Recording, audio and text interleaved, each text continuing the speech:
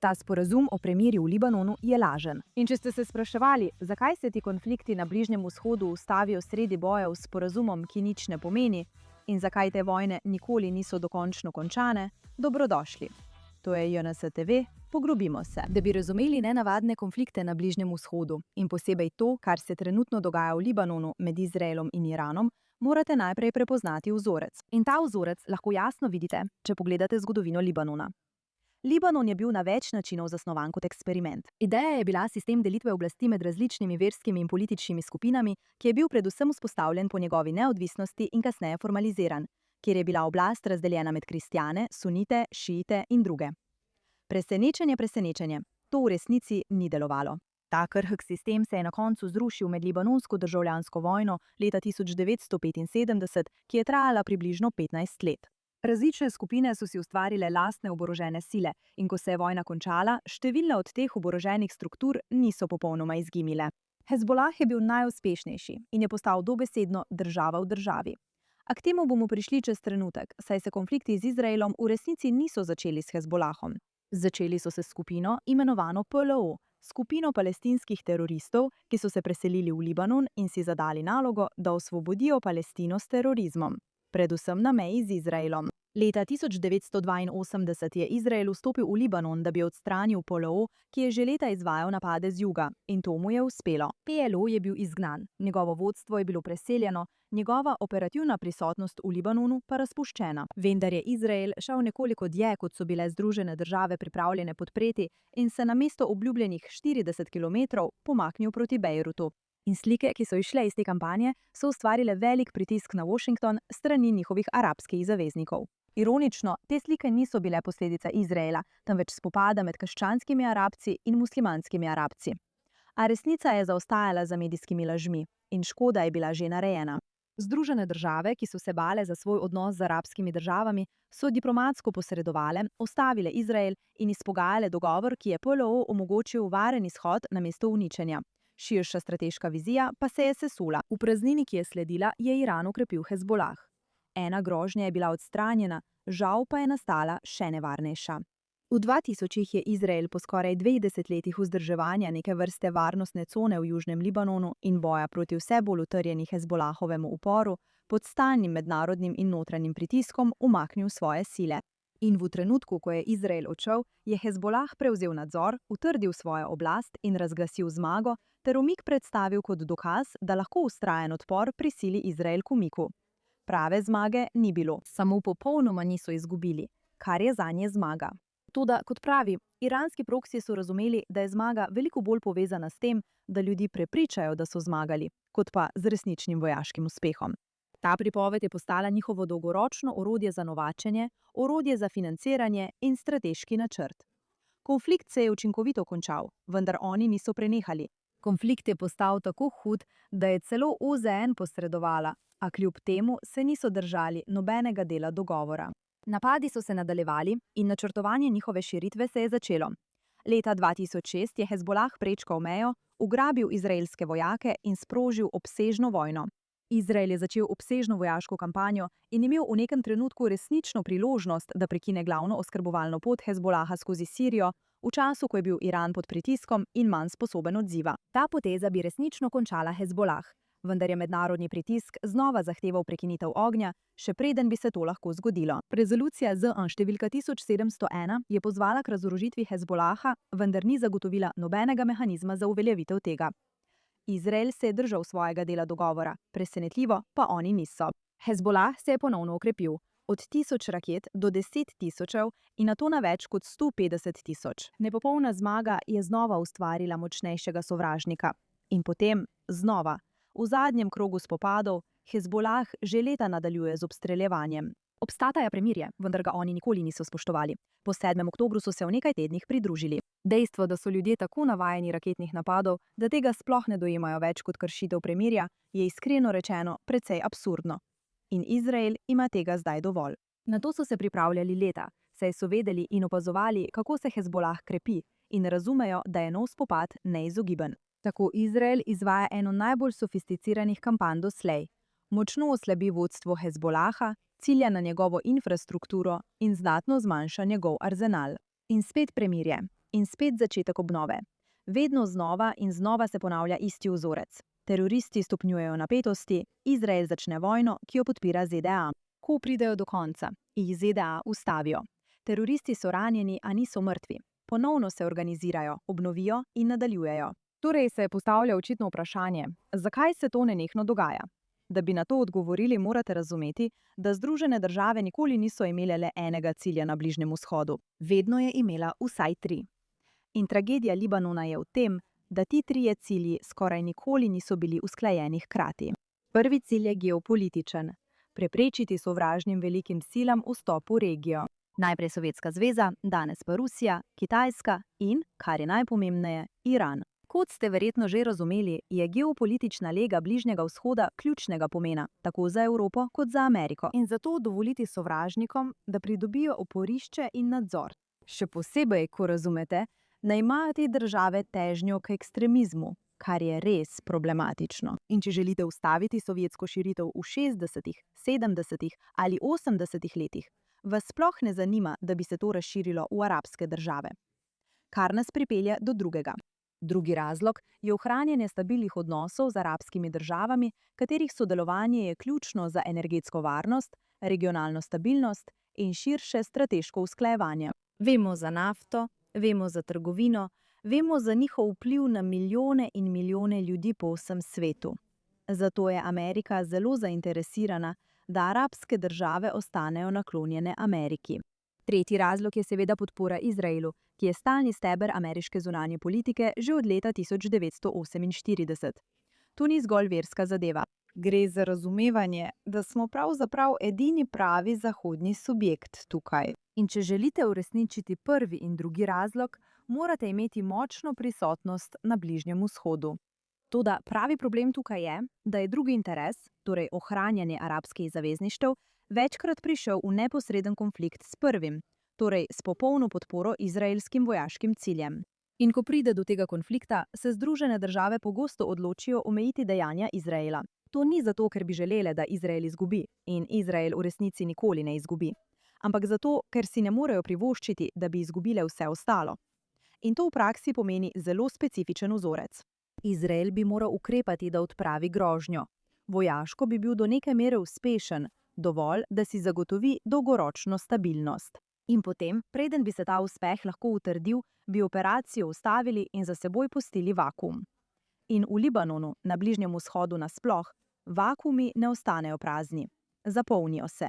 In tisto, kar jih je večkrat zapolnilo, so iranske posredniške skupine, kot je Hezbolah. Zdaj sem večkrat omenila Hezbolah, ampak kdo so oni? No najprej, v nasprotju s tem, kar večina ljudi verjame, niso bili dejansko ustvarjeni kot odgovor na izraelsko invazijo leta 1982. To je nova taktika, ki jo Iran večkrat uporablja.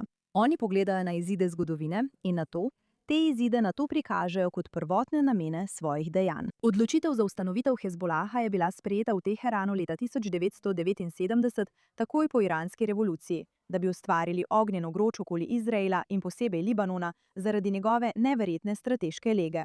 Do leta 1981 so bili iranski operativci že na terenu v Libanonu in ga gradili, sčasoma pa je Hezbolah postal nekaj, s čimer se je izjemno težko spopasti, saj je postal 4 stvari hkrati. Prvič, močno oborožena vojaška sila, največja nedržavna vojska v regiji, večja od vojska NATO. Drugič, politični akter vpet v libanonski sistem. Dejansko so izvoljeni in nadzorujejo šole ter infrastrukturo. Tretjič, globalna finančna in kriminalna mreža. So največji narkokartel na Bližnjem vzhodu. In četrtič, so glavno strateško sredstvo Irana na izraelski meji, kar vodi do globljega problema. Hezbolah ni osamljen teroristični akter. Je projekcija iranske moči, ki jo Iran financira, oborožuje in vzdržuje kot del širše strategije za uveljavljanje moči brez neposrednega spopada. Zdaj smo že vajeni, da Iran izstreljuje balistične rakete, a še pred 2 letoma je bilo to popolnoma nesprejemljivo. Pravzaprav je večina ljudi menila, da morda Hezbolah sploh ni povezan z Iranom. Niso bili prepričani o neposredni povezavi. Zdaj je to vsem jasno, saj so se z Iranom neposredno soočili. Toda Iran se je trudil po svojih najboljših močeh igrati zelo brezbrižnega partnerja, ki v resnici ni bil neposredno vpleten. Tako dolgo, dokler Iran ni bil prizadet, je Hezbolah lahko prenašal škodo, se umaknil in se znova in znova obnavljal. In točno to je tudi počel vse do zdaj. Ker se prvič tisti osnovni pogoji, na katere so bili vajeni, spreminjajo. Zdaj sta Združene države Amerike in Izrael šla dlje od zgolj omejevanja posredniških skupin za kakih 80%. Neposredno ciljajo na sam Iran in motijo strukture, ki so ves ta čas podpirale Hezbolah. Soočanje s posredniškimi skupinami je bila leta usodna napaka, saj če odstraniš glavo, telo preprosto umre. Dokler se ni obračunalo z Iranom, ni bilo nikoli možnosti proti Hezbolahu. Poleg tega so tiste ključne arabske države, ki so običajno proti Izraelu, posredovale na kakršenkoli način proti arabskim državam, predvsem Palestincem. Teroristične skupine ne delujejo več tako zadržano, ampak jih dejansko zanima omejevanje iranskega vpliva. Niso zadovoljni z Izraelom in ga seveda javno obsojajo. A tiho so si to že dolgo želeli, da bi Izrael rešil iranski problem. Morda pa je najpomembneje, da se je zgodil tudi premik znotraj Libanona. Večina ljudi spregleda dejstvo, da Libanonci ne marajo Hezbolaha, vendar doslej niso imeli možnosti, da bi se uprli. Neverjetno je, kako vedno, ko govorimo o teh konfliktih, govorimo o odločitvah na višji ravni. Pogosto pa spregledamo dejanske ljudi, ki trpijo posledice.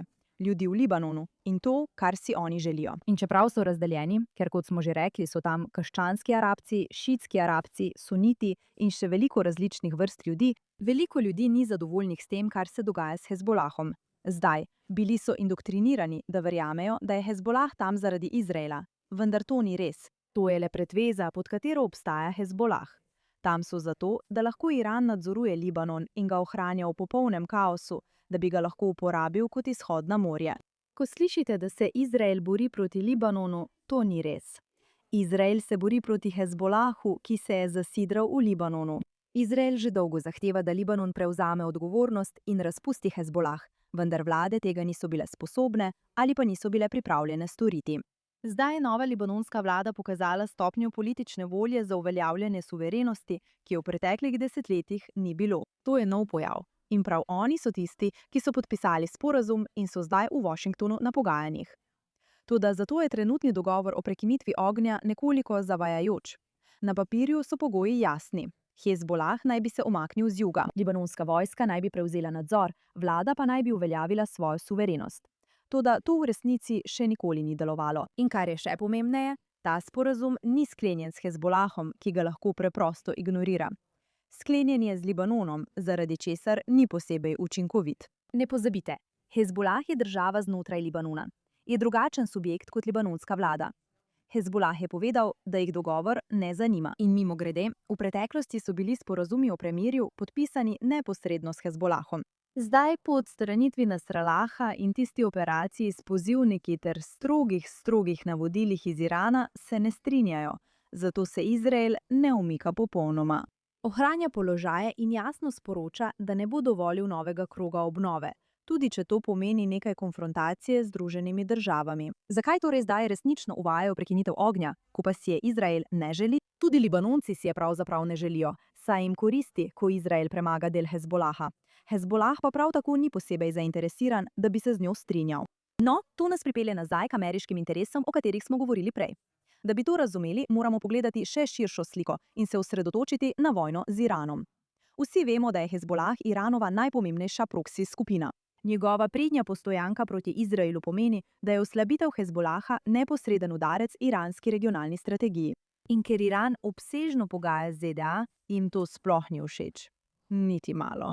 Ko je bil dogovor z Iranom podpisan, sta tako ZDA kot Izrael jasno povedala, da Hezbolah v to ne bo vključen. Tudi Iran je hitro spoznal, da je to popolno področje, na katerem lahko močno pritisnejo, kar jim poleg strateške koristi povzroča tudi razdor med Izraelom in ZDA, kar jih zelo zanima. Z iranskega vidika, če se bojevanje z Iranom preneha, a se nadaljuje v Libanonu, potem Iran izgublja svoj najpomembnejši adut, ne da bi lahko neposredno odgovoril. Iran je 40 let gradil Hezbolah kot odvračilni dejavnik, kot zavarovalno polico, ki bi jo lahko aktiviral proti Izraelu. In ta strategija je delovala, toda bila je odvisna od stabilnih oskrbovalnih poti, zaščitenega vodstva in šibke libanonske države. In vse tri te razmere so zdaj pod pritiskom.